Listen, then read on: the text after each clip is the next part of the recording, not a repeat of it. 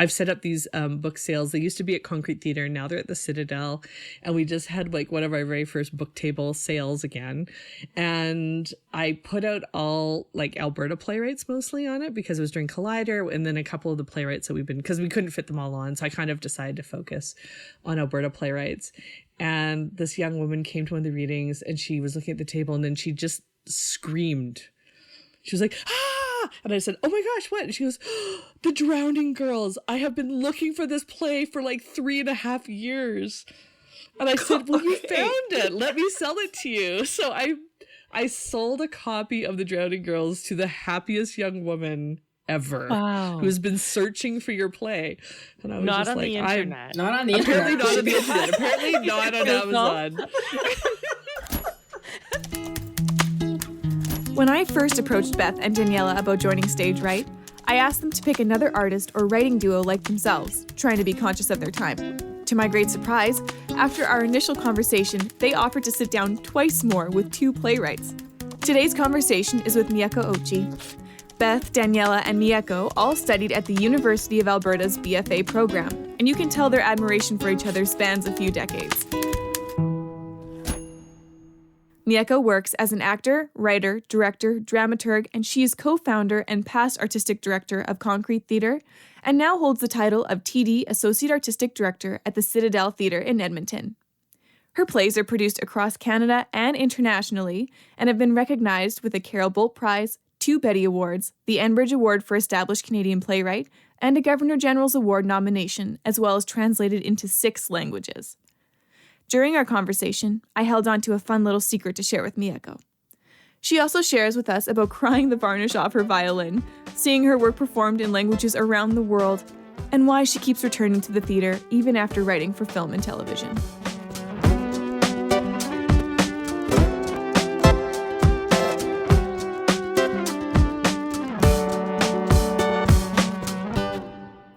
We discuss Mieko's work on shows I Am For You, Songs My Mother Never Sung Me, and Burning Mom. Here are some show summaries so that you're in the know. I Am For You. Lainey and Miriam have it out for each other, so it's no surprise when they finally come to violent blows in the middle of their high school's drama room. That's when Cadell Morris, an ex-professional actor and newly minted student teacher, steps in. By teaching the girls the art of stage combat, he hopes to help them understand more about the roots and costs of violence. But when he convinces the drama teacher to let them play Mercutio and Tybalt in their school production of Romeo and Juliet, swords, words, and egos battle and clash. Can Lainey and Miriam find a way to work together? Songs My Mother Never Sung Me.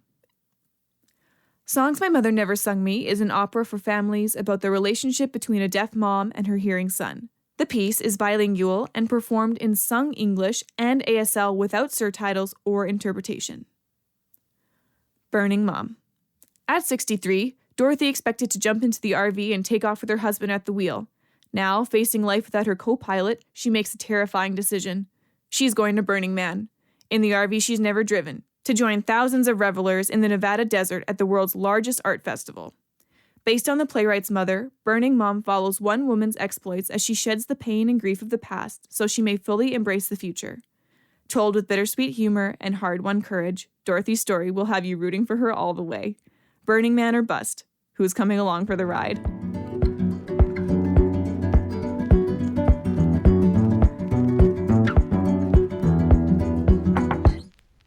All right, I'm so excited to be back for another amazing Stage Right conversation. Daniela, Vlaskalic, and Beth Graham have joined me again, and they've brought in a guest. Would you introduce your guest? Yeah, I'd love to introduce our guest. Our guest is Mieko Ouchi, and she is coming to us live from Edmonton, Alberta. Hi, Mieko. Hello. Thanks for having me. So excited to have you, Mieko, and to talk about playwriting and all things that go along with that. Oh, it's awesome to be in the same virtual room with you all. I've been asking this to all the guests. What was your first experience in a theater like, and what brought you to doing theater professionally? Oh my gosh, my first experience in a theater. Well, I have a really bizarre memory of being, I think, 2 or 3 in Dundas, Ontario. And apparently my mom took me to a play, and I actually have a memory of it. I think it was Jack and the Beanstalk, because I remember there were these giant gold coins that were about 2 feet across. And I do have a memory of people on stage with giant gold coins. And I think I was like 2.5 or 3. So isn't that wild that made that impression on me? And later when I became a TYA artist, I really realized how those things imprint themselves on our brains. And even though I fell in love with a whole bunch of different things between then and becoming a theater artist, that was somehow back there in the animal part of my brain, I think. And then what was the moment, or did you have a moment of going, I think that this is what I want to do with the rest of my life? I was kind of a science nerd. I was really into biology and English class, and I'd taken drama in junior high, but I hadn't really connected with it really strongly.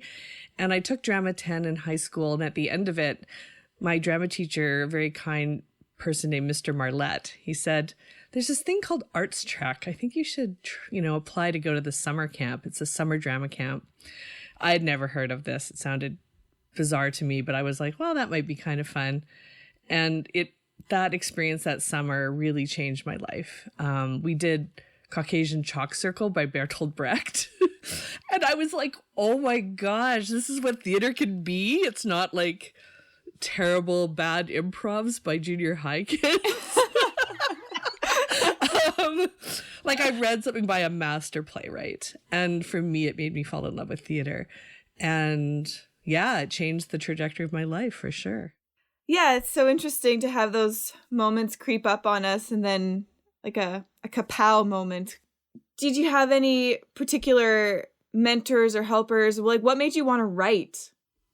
Yeah, that's a great question. I've always written my entire life very compulsively. I have journals continuously back to grade 4. Mm-hmm. When I got my first little diary, with the lock on it, with the key from my grandma. And I love that diary because I had little brothers and I didn't want them to read all my, really insightful comments about like happy days and like phys ed class. And the people I had crushes on. So that was really important that I kept that locked, of course. Yes. You could never pick that lock either on those things. Yeah. There's just no way. They're super secure. I know. So I think I've always written very compulsively. In high school, I started after my Arts Trek experience. I started writing a play, and it was inspired by my next drama teacher, Kathy Eberly, down in Calgary. And she had said, everybody's going to write a play in like grade 11. And so I wrote a little tiny short play called Dinner with the Smiths that was written completely in cliches. Like every line was a cliche and the characters were cliches. And it got picked to be workshopped at ATP. And that was really early in on like the whole Arts Commons building. It was maybe the second or third year after the whole space had been built. And just for our listeners, ATP refers to the Alberta Theatre Projects. That's right. Yeah. Okay, great. In Calgary. Yeah. So, ATP had this thing called Theater Blitz, and they said, we're going to pick a couple of people, like young high school students' plays, and we're going to workshop them with professionals. And so my little play, Dinner with the Smiths, got chosen, and it was directed by, actually, the artistic director of many years at the Globe, Ruth Smiley. And the dramaturg was Clem Martini. And the designer was Ronnie Burkett. Whoa. Did it have puppets? Did it have puppets or marionettes? It didn't have puppets, but he built a forced perspective table. And we had a very tiny teen actor play the dad at the top of a table sitting on a very high stool. So he looked really far away, which was cute. And he drew all the costumes on white t-shirts and pants.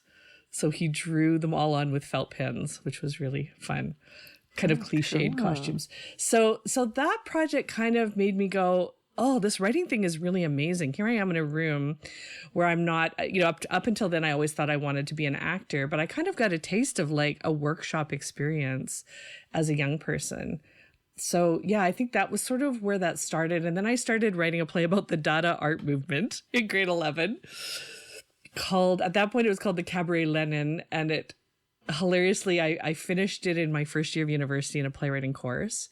And Workshop West Theatre came to me. They heard about this very famous reading that happened in the drama department that featured like 15 people, including Bill Mylan, who was one of our professors, Vern Thiessen, when he was doing his master's in playwriting, James McDonald, who was doing his BFA in acting. Like, it was a kind of a star-studded reading. And the artistic director at the time of Workshop West came to me and said, we would like to workshop your play. And I said, oh, actually, I just got into the BFA and I'm not writing anymore. So it's okay. No, thanks. Okay. I'm done with that. I'm done with that. And thank you for asking. It was really kind. And I put the play away.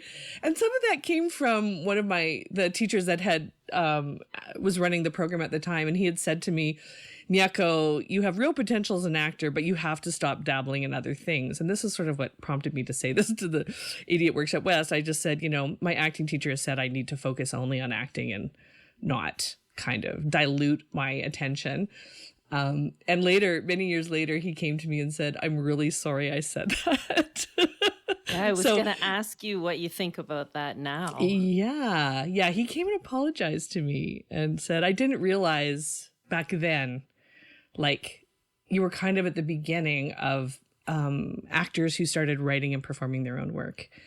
And he said, I just didn't realize the power of that and that it was even possible. I wasn't raised that way as a theater artist myself. So we had a really wonderful chat like 20 years later.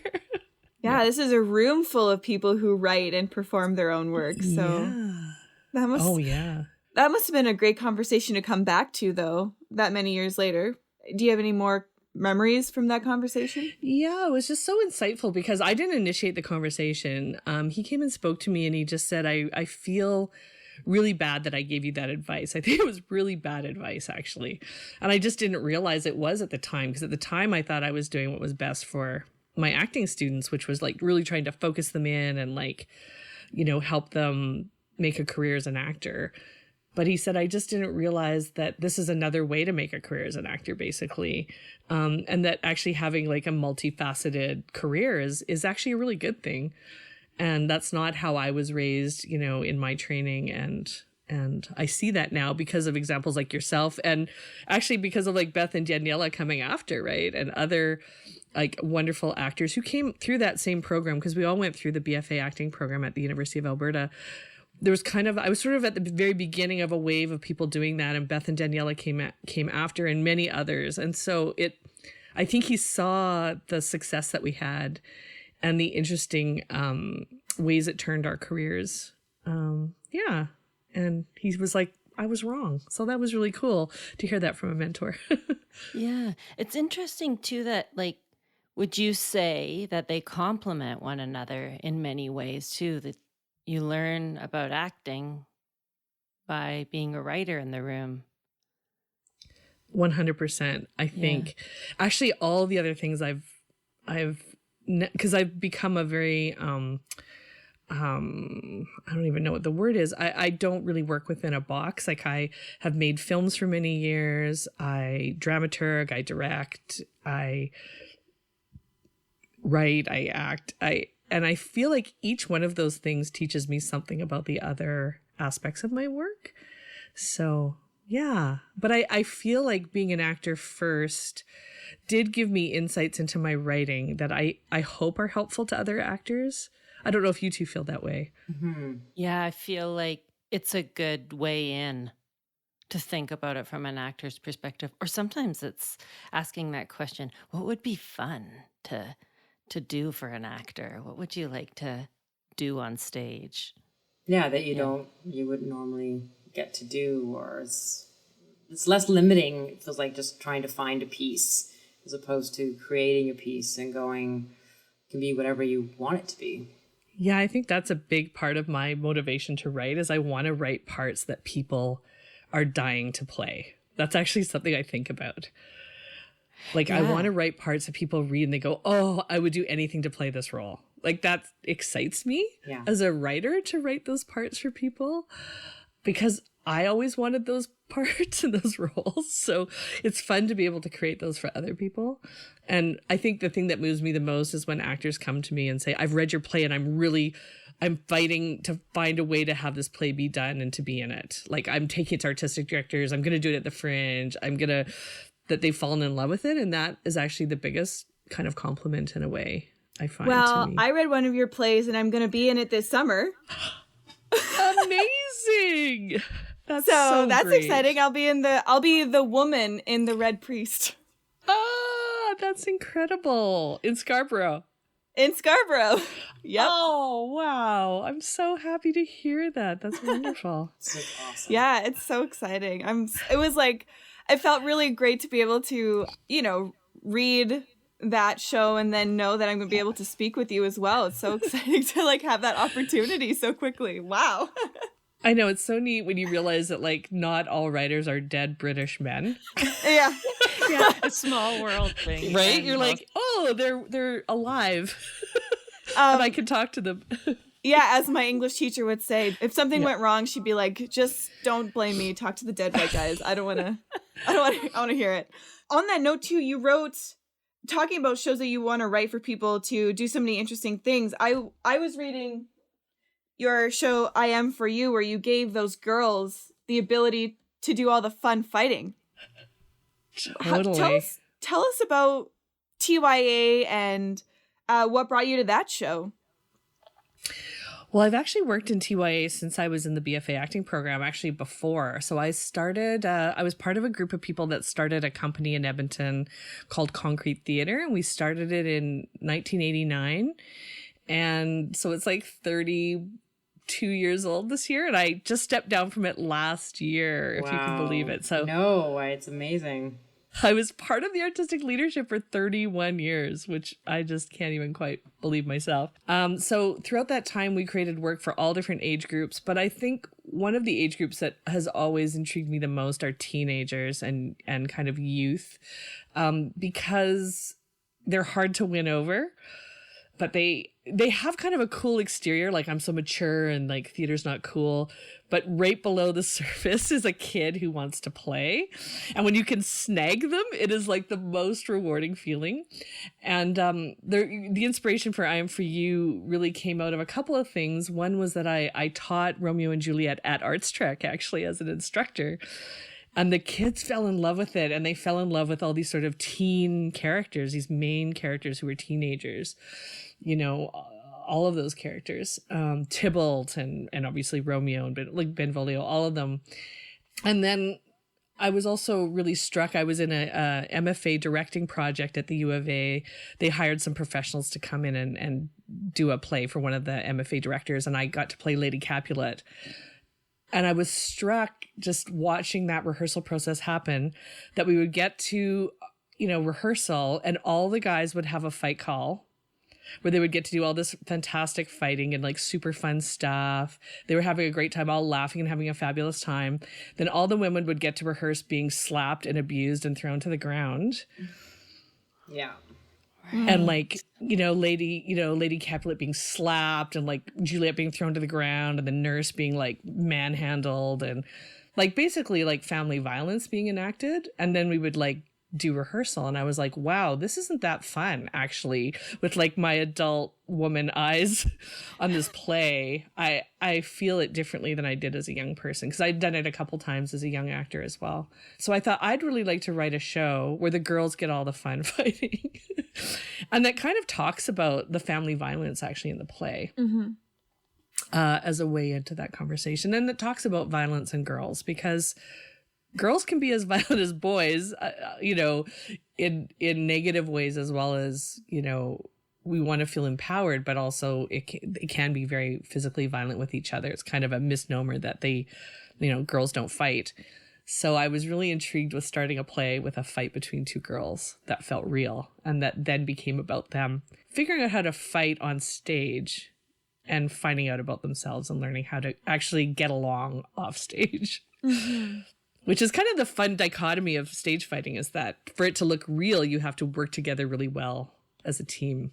So I thought that was kind of an intriguing place to start. Totally. And I remember, the few workshops I've had with people that I got along with, learning how to stage fight and how fun that was. So it was fun as someone who's been through those workshops to also read the experience of someone who's trying it out for the first time.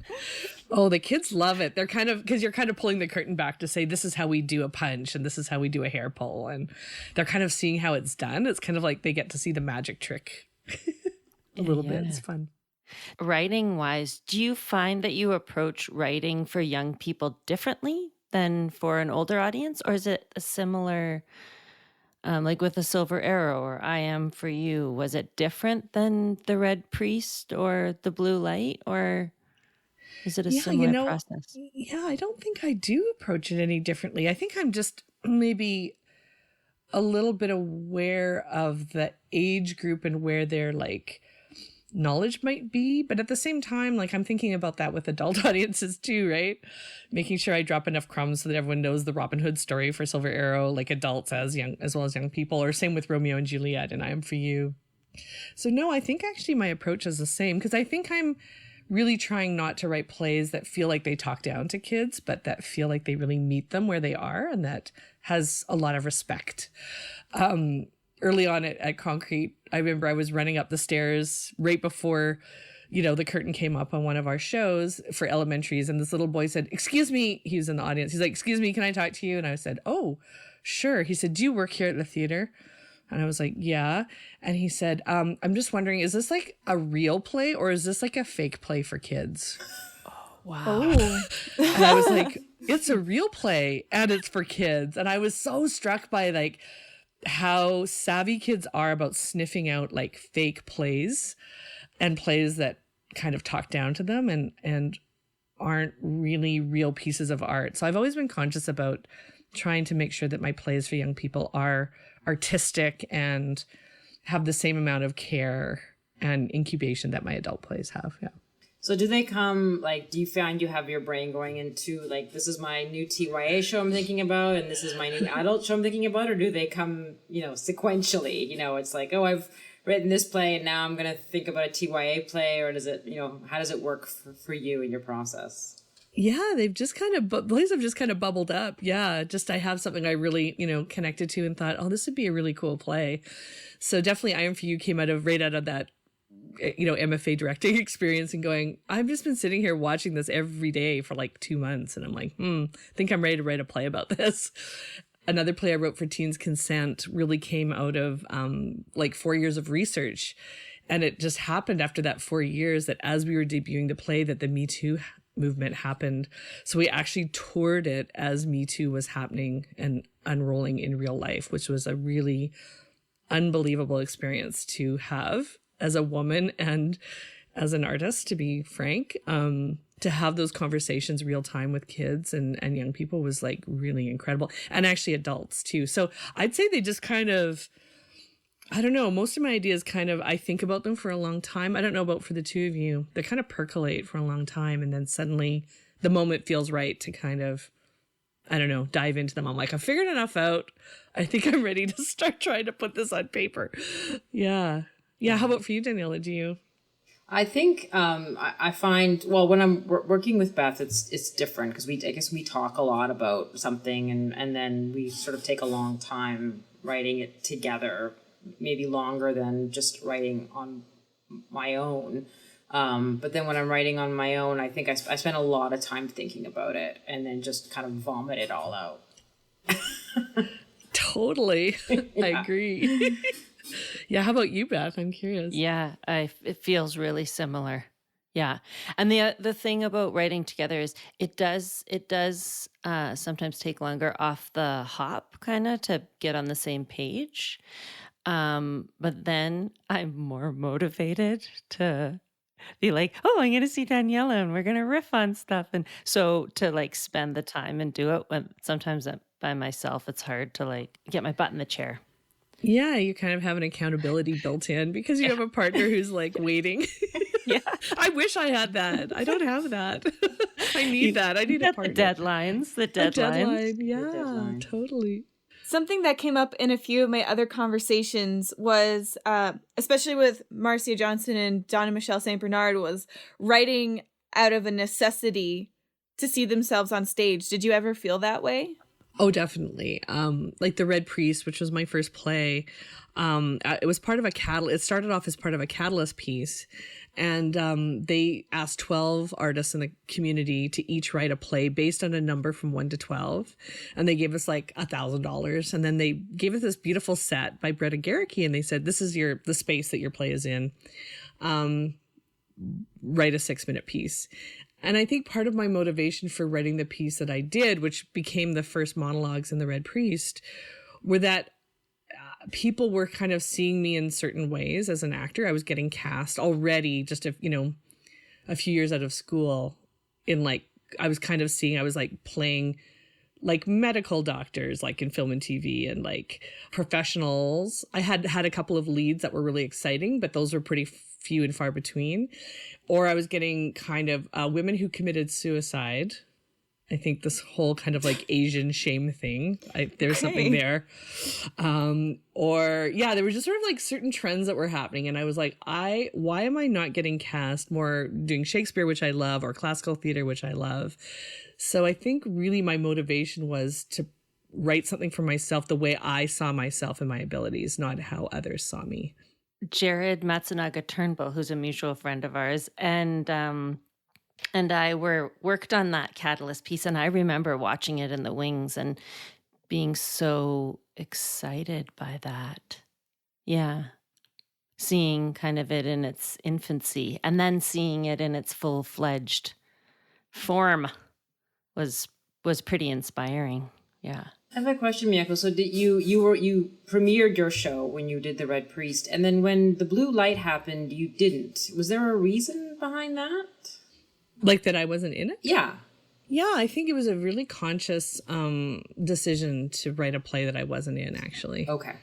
Yeah, because I thought I would really like to have an experience, because I loved being on the inside of it, but I was really intrigued by being on the outside of it and seeing what that would do to the writing if I was an observer and not an experiencer of it, I guess, in that way.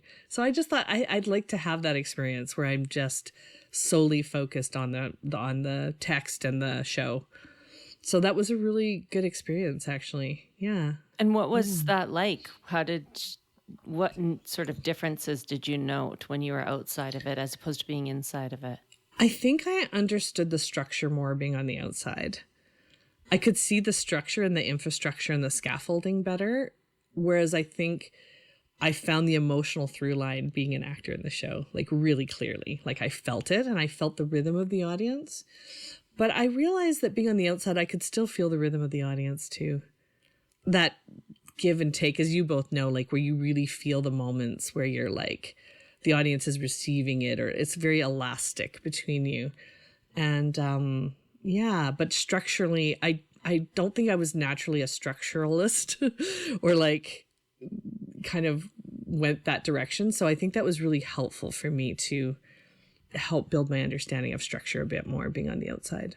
And then what kind of new hat do you put on when you're working as a dramaturg? How's that different from playwriting?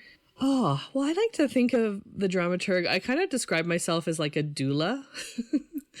Like, I'm not having the baby, but I'm like there and I'm very invested and I care about the person who is having the baby. And I want to help in any way and be supportive so that they have a really good experience. And so for me, it's not about me imposing my ideas on the play, although sometimes I'm asked to, share my thoughts or insights into the play. But it's really about making space for the playwright or the playwrights to figure out their own play. So I really see it as a supportive, like script buddy kind of role. And sometimes it's like even like psychological, like the person is, because writing a play is not easy. It's full of anxiety and fear and like sometimes sharing of very personal things. And so sometimes I'm just there to be as a friendly sounding board to say, this is normal. Like what you're feeling is normal. We all get scared and feels very vulnerable. And, maybe here's some places you need to put boundaries around your own personal life or like just for your own kind of mental health, things like that. So I tend to kind of be, yeah, I really love that role because I really value it when people take on that role with me. So I try to be a helpful and hopefully valuable supporter of other people too. I was just thinking, hearing you talk about a playwright writing from a personal place and a personal experience. Burning Mom, your new play. How has that been different from the past plays? It feels like I don't know. It feels like it's coming from quite a different place for you than a historical figure.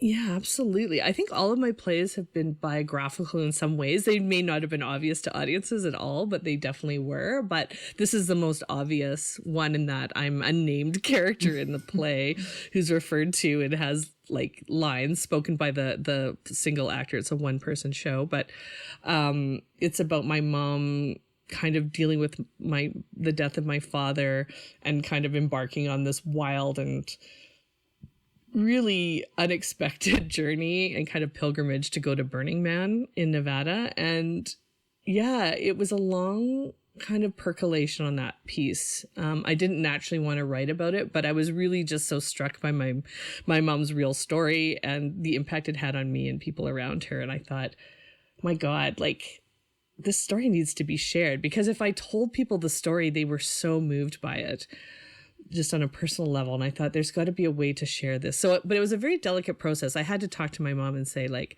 how do you feel about me sharing your story? And how do you feel about being a character on stage? And it was kind of like a very consent-filled process to kind of go, would it be okay if I shared this or that? And ultimately, she gave me her diaries that she wrote during that time, which is incredibly personal. So a lot of, I would say 95% of the play really happened. And 5% is made up. But I would defy anybody to figure out what is the 5% I made up. Because there's things in there that people go, well, you definitely made that up. I'm like, no, I did not make that up. Truth is stranger than fiction. So, 100%. So, but I think the thing it did teach me was that I have to be gentle on myself writing it, because the person writing it is also the daughter of the character and someone who is also grieving her father's death. So I've had to like make sure that I gave myself space to just also be the kid in the story and to just not rush it or feel pressured to do things I didn't want to do. And it's meant putting some boundaries around the play, and I'm directing the premiere. And that was like a non-negotiable request. Like, no one else is going to direct a play about my father's death featuring my mother but me. Yeah. It's just the way it is. Because I just feel so much responsibility for that being done like in the best way possible and in the safest and sort of kindest way possible for my family too. So yeah, that was definitely a motivation for that. But it's made it really, really fun for the family. Actually, it's turned into this really fun adventure for the family to see this story to grow. And I think that they've realized that it's less scary than they thought, because it's more, there's a lot of humor in the show. And I think that was a relief to everybody, that it wasn't just a sad story. It was actually about finding your way back to your life. So that's yet to be premiered. Yeah, that's going to premiere in the spring of 2023 at the Royal Manitoba Theatre Centre. Yeah. Yeah. And it's not going to be in the second space. It's on the main stage. So it's actually been written to be a really large scale show, and which is unusual for one person shows. They often get set in this, like they get put in the secondary space with like a stool and a glass of water. Very Spalding Gray. It's not to denigrate those plays at all, because those are amazing plays, but this is not that play, because it's about Burning Man. So I have a desire to create that sense of a very small person against a very large space. The vastness of the space is important to the story. Is there a takeaway from the creation of that project that you were surprised to get? Well, it's so interesting because it followed writing The Silver Arrow, which was for 16 people. So I wrote like one of the biggest plays I'd ever written. And then I wrote a one-person show next. So that was really fun to kind of be at either end of that envelope and kind of go, wow, I just had to worry about 16 people's journeys and like try to make sure that everybody had like a beginning, middle, and an end, and like something was happening that was exciting for them. There was a lot of people to worry about. And then on the other end, to dive into a piece that was really about going deep into one person and their journey was like a really exciting kind of contrast, I think. So Mieko, you've written worked on films and written some films and I think television as well. So I'm curious, oftentimes when playwrights make that transition into writing for film and TV, they don't come back. They go into the writing room or, they definitely get sucked into that world. But you seem to be balancing both. Like you seem to keep coming back to playwriting. So I'm just curious, is that a conscious choice? Is it just the trajectory of the way your career is going? Or is there not, have you not found your TV writing room yet and you're waiting for it to come? Yeah, that's a great question, Daniela. I mean, I love the medium of film and TV. Like I love the storytelling abilities there and like opportunities there. I would say that my experiences in the industry were mixed. Some were really great and some were not so great, especially as a woman and as a person of color. It's a very white male dominated industry. And especially when I started doing it because I started making films in like 93, it was not good. It was not a great experience early on. Like it was really heavy lifting. It's much better now. I would say the thing that keeps bringing me back to theater, though, is the relationship to the audience. I was finding with my film work, because some of my projects were very long-term kind of process-oriented projects, the time between when we first started filming it and when it saw an audience was sometimes 3 to 4 years. And once I started viewing it with audience, I was having experience of having it screen at film festivals and all these kinds of things. I would get all this amazing information from the audience, but there was no opportunity to change anything that I had done or to make it better or improve it, or like all this information I was learning was basically learning about who I'd been 4 years in the past when I'd made that film. And I found that really frustrating. And I think what I missed was the liveness of theater. And maybe it was having gone through the Red Priest, but literally running that show every night with an audience where we could, Ashley Wright and I could make subtle changes in our performances, or I could make subtle changes in the writing and it could actually respond to the audience. And now as a playwright on larger shows, the idea of having previews and being able to rehearse the next day and make changes and rehearse them in, I use that to the nth degree. Like I have given people new scenes on opening night. I don't love to do it, but I've done it because they were better and they solved something that was unresolved. And I really use that process. And I go and see as many shows as I can during a run, and I take notes, and then I do rewrites after the show as well. Because I really want to use that audience as part of the process. So I think that's the thing I miss the most in film and TV. And I felt like in a way I wasn't progressing as quickly as I could have as a filmmaker because that process was so detached. Yeah. That's interesting. So I noticed that you have some of your work translated into multiple languages. What's that process like? Because I'm not expecting you to speak Czech. So how do you negotiate what language does to your words when you're not so fluent or in charge of them? It's a really wild experience to have it translated. And someone has just started a German translation, actually, of The Red Priest. So I'm really intrigued to see what happens there. It was done in Greece a few years ago, in Greek as well. So far, out of all the languages, I think they've been translated into like 6 or 7 languages. I've only been able to understand the French version because I speak French quite fluently. And so I was able to be a part of that process, which was really interesting because I actually felt like I had insight into that process. And I've done some translation the other way, like from French to English as well myself. And then when I saw it with an audience in Quebec, in Montreal, I felt like I could feel like when the jokes landed or not, or the moments landed, or when the voice of the character was there, I could feel it because I understood enough to really feel it. I saw The Red Priest, a reading of it in Japan, in Japanese. And that was so wild. I was so lost. It was so amazing. But it was really challenging to feel those moments quite in the same way. But then I got from some of the comments afterwards that some of those things had landed. It just had a different rhythm in Japanese. It's such a different language. Structurally. And are the audiences different from place to place that you have seen it? Or that was at a symposium of theater directors. So it was like theater people kind of watching it. But just the structure of the language, I didn't feel that rhythm that I felt even from French to English. Yeah. Okay. Yeah. It was because of just the way that Japanese to me is more like ASL, actually. Like the sentence structure is radically different. Okay.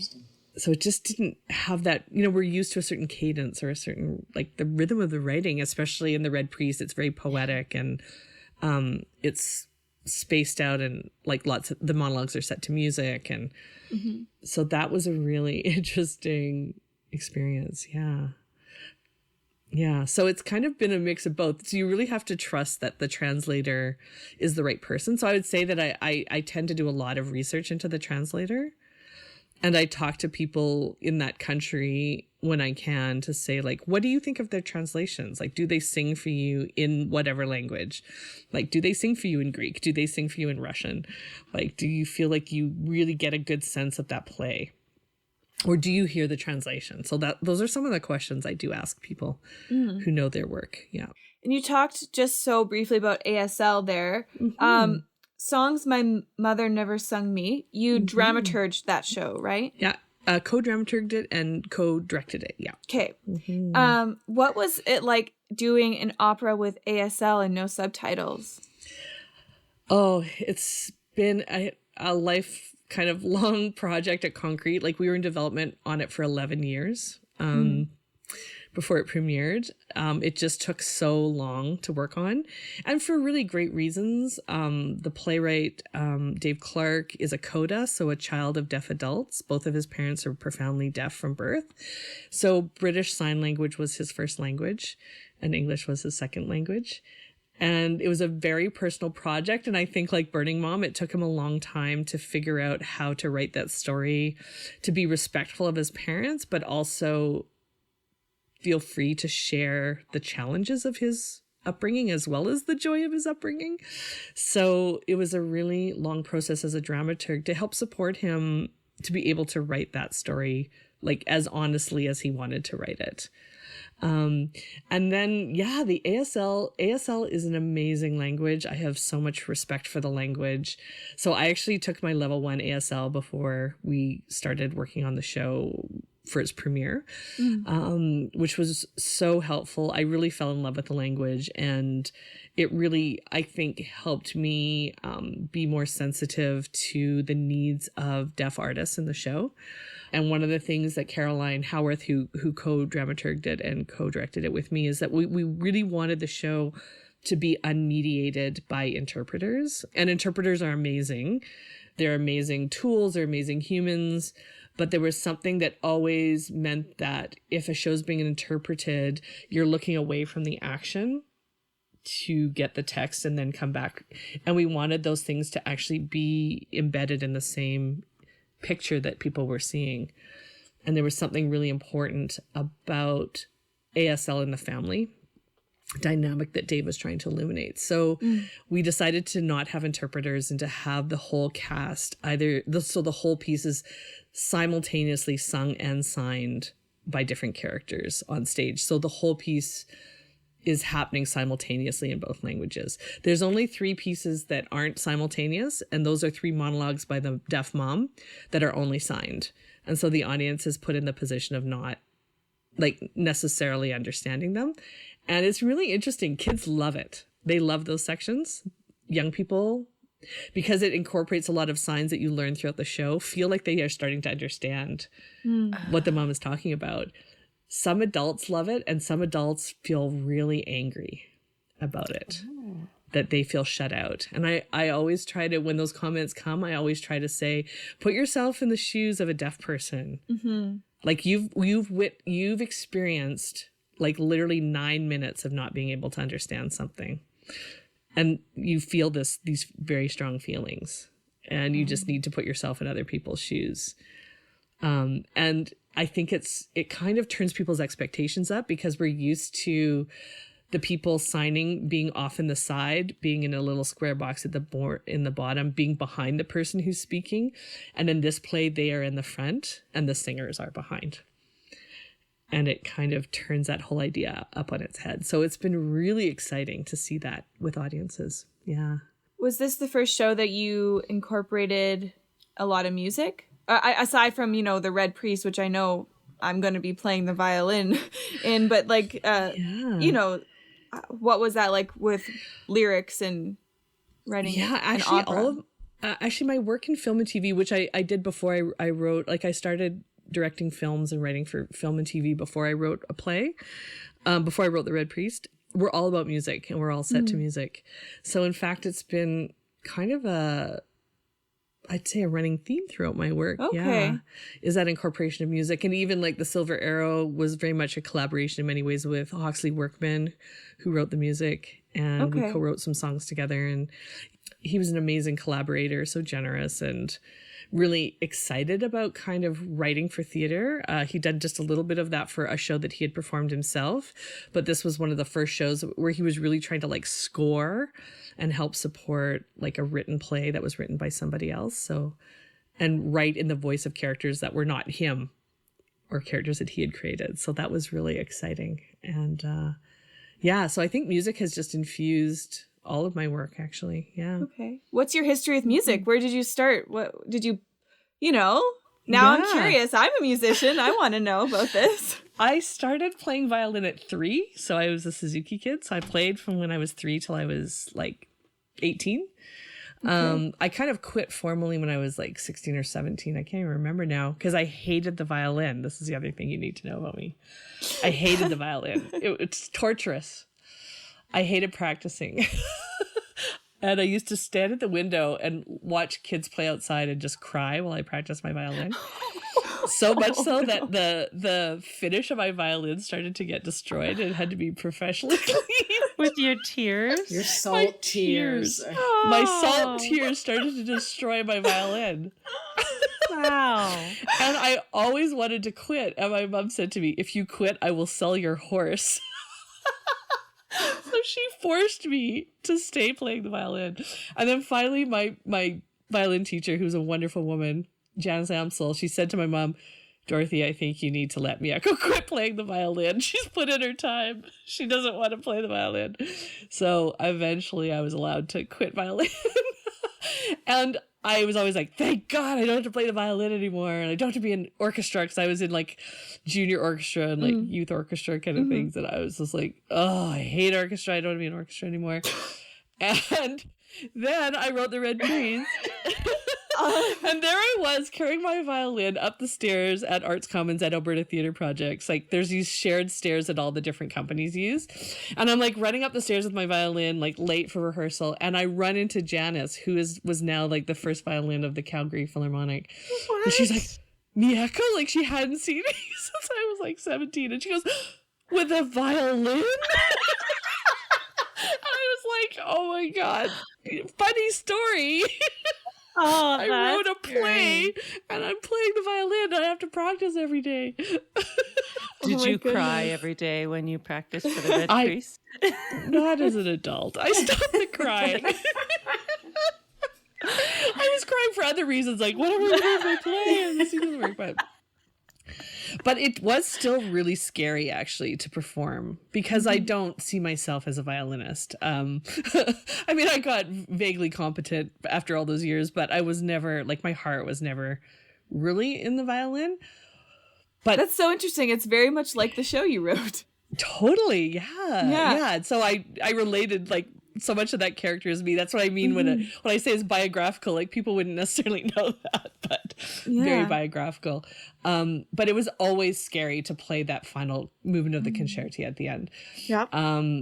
it was always terrifying. And I remember like, I don't know, 100 shows in, like laying backstage before the show and going, who thought this was a good idea?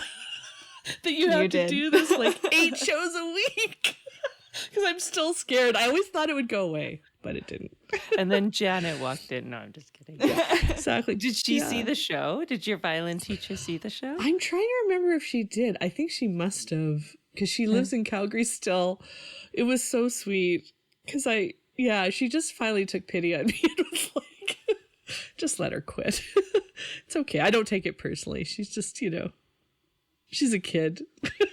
Yeah. It's not her jam. Let it go.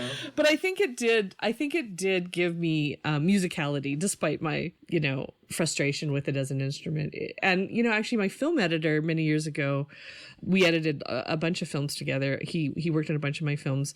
He said, I really feel your music training when we're editing. You have a real sense of rhythm, of musicality in how you see things cut together. And how you even film, like the footage that you film and the moments the beats that you build in are very musical. And he said, I can totally feel it when I'm editing. So it's there, even though I'm like, no, I reject it. It's just in there somewhere, right? Yeah. Did either of you play instruments? Yeah. I played the guitar for a while, and I did not have a kind teacher. He was not a very kind man. Can I say this? And then I played clarinet in band, and I was terrible, and I hated practicing, and I forged my practice sheets. I forged my mom's initials on them. I've done that as well. How about you, Daniela? I tried to play the flute, but not one sound ever came out of that flute. That was it's hard musical. No, I was impossible. I could not. The thing is, I wanted to play the saxophone, but my band teacher said that was for boys. What? I played the saxophone in band. I'm sorry. My band teacher said the same thing. She said, you're too little and you can't carry that home. Usually boys play the saxophone. Yeah, well, that's what my band teacher said too. So I was given the flute, but nothing ever came out of the flute. Probably because it was probably some sort of psychological thing because you could play psychological drama. Apparently when I was like 3 or 4, my mom asked me what instrument I wanted to play before she forced me to play the violin. And I said the harp. All right. I would love to know what play you would write as a result. As a harp? The red harp. And she asked me why, and I said, because they wear long dresses. Because it was always ladies playing the harp, and they had like the long gowns on at the symphony. Isn't there a magical harp in Jack and the Beanstalk? Oh, maybe. Oh. Yeah, maybe that was it too. So then my mom actually apparently looked into buying a child harp. Mm-hmm. And they were thousands of dollars. And she's like, no, you're playing the violin. Can you imagine like listening to your child practice the harp for 2 hours a day? It might be more calming than the violin. Yeah, it can sound pretty scratchy. Oh, yeah.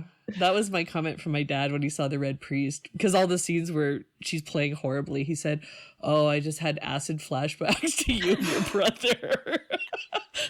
Because my mom also got my brother to learn the violin as well. And he was like, oh, early violin playing is not good. So I brought it back for him, so that was good. Mieko, when you're just, watching TV, watching movies, reading books, what are you reading? What are you watching? Oh, well, that's interesting. Well, I'm part of a book club, and it's a book club of non-theater people, which I love.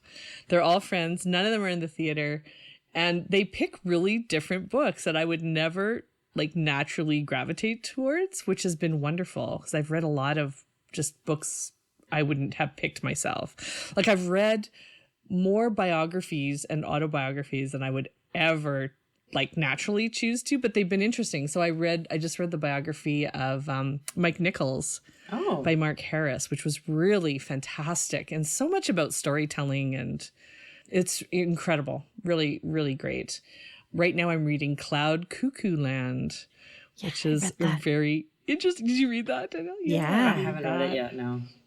And then, you know, in the same note, like no one in this group has, you know, knows too much about the theater. And so the books that I gravitate towards have shocked the group. So at Christmas, I made them read Mouse, which was, you know, is an interesting Christmas reading. And we also read The Listeners by Jordan Tannehill, who I've, you know, been lucky enough to direct Concord Floral, and yeah, I had a little bit of back and forth with Jordan. I just think he's an incredible playwright. And so it was really exciting to get to introduce him as a writer to a whole group of people and say, this is somebody that I've met and that, you know, is a live human and not a dead British man, even though he does live in the UK. He's alive. Alive. So yeah, he was a live Canadian man living in the UK. So yeah, it's been fun to kind of to do that. And then what am I watching? I love drama. I think recently I've been feeling more and more like heavy drama, like the Chernobyls right now are just too much with everything going on in the world. Mm-hmm. So I've been really enjoying The Return of Mrs. Maisel. I've really enjoyed that series so much. And yeah, I kind of watch a variety of stuff. I watch a bit of sci-fi with my husband, who loves, like, I'm not naturally like a space girl, you know, but I've watched some Foundation and various things with him that I wouldn't have, you know, naturally gravitated towards. And then right now for pure, you know, just, I don't know, release, I'm watching the Australian show The Block, which is a reality series about people who are forced to live like in teams in a building, and they have to renovate different apartments at the same time and live in them and saying things like, well, why wouldn't ya? Which I've started saying around the house. Kim's like, you're sounding Australian. I'm like, well, why wouldn't ya? Come on. That's right.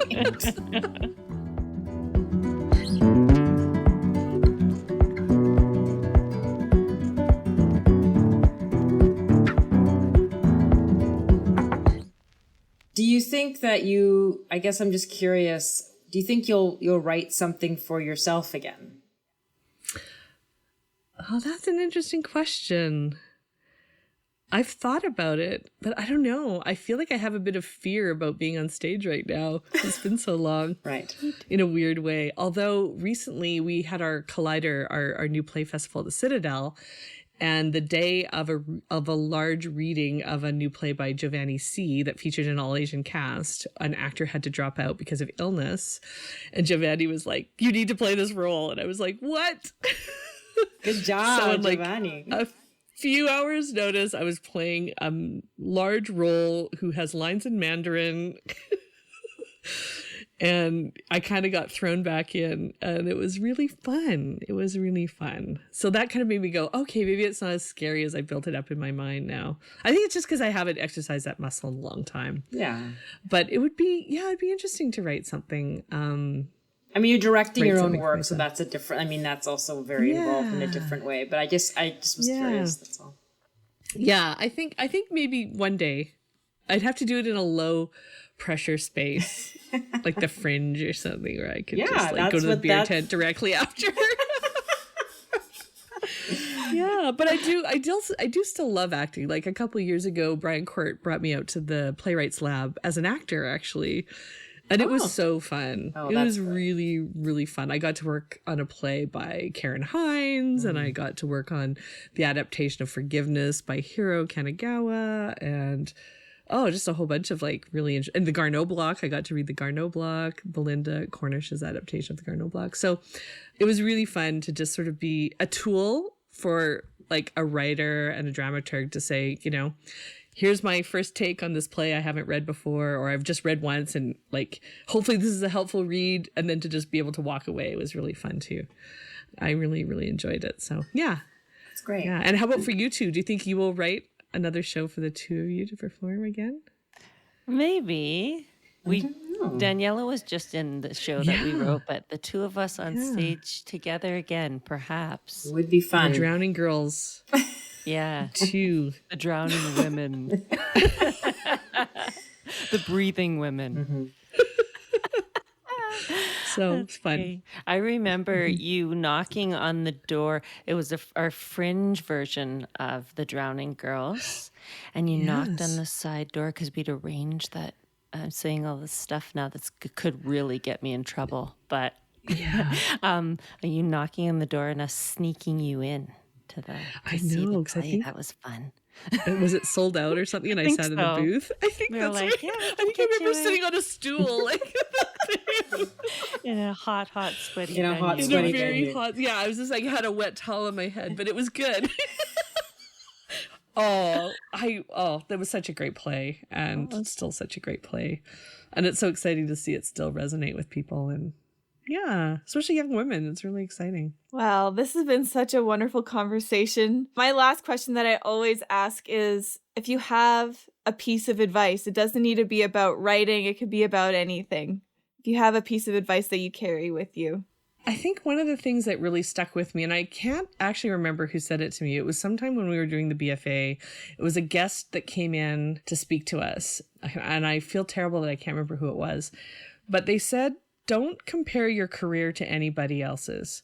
And I think they were really speaking to us because we were all about to graduate, and they said it all feels like you're at the same starting line, and you'll all compare like who gets a show first or who does what first, and it feels that way because you're all starting at the same place. But in fact, you're all going to have radically different careers. And there's no point in comparing because you're not all the same humans. And those journeys will be different. And that's awesome and exciting. And don't compare. And somehow over the years, that has stuck with me. And I try to pass that on to young people now who are starting to just say, you don't know where you're going to end up. You think you know, you have this plan, but then life goes in interesting directions. And it's always more interesting than whatever you've imagined. So just try to be open to that and let that journey take you where it's going to take you. And that's always kind of, I hope, kept me in good stead and stopped those kind of jealousy monsters that can come in through the side doors away to just go, hey, we're all in a different path. And it lets me kind of be happy for other people, very much so, like excited about their successes and also intrigued continually by like, where is my career taking me? I have no idea, but I'll keep going and see what happens. Yeah. Nice. I like that. I think that's good advice for anyone who's listening, but especially for young people like me who are at the beginning of their careers freaking out over everything all the time. It's going to turn out way better than you ever imagined, Sierra. Oh, thank you. Yeah. Wow.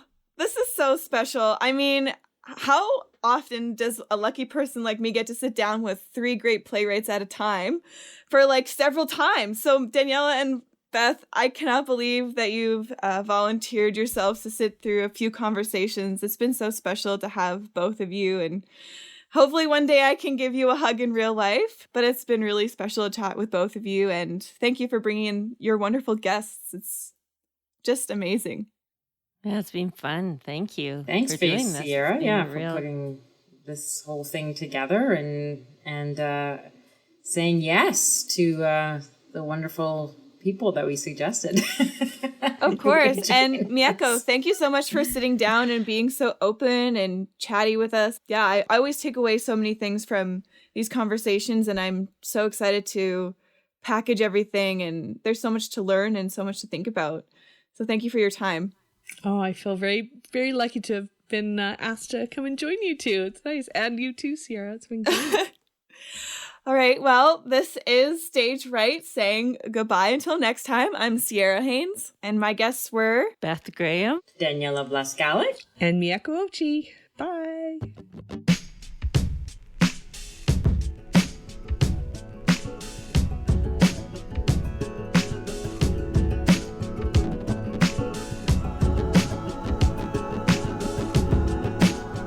On today's program, I sat down with playwrights Beth Graham, Daniela Vlaskalic, and their guest Mieko Ouchi.